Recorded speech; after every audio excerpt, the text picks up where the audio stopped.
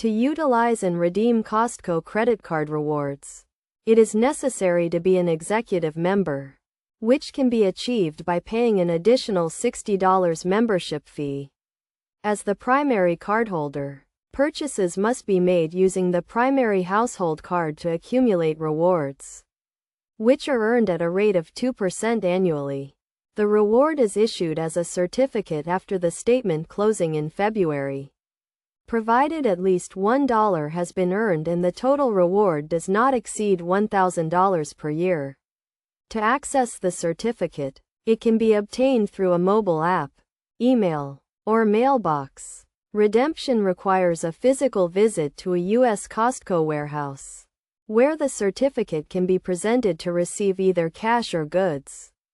If the full amount is not spent on goods, the remaining balance will be given in cash.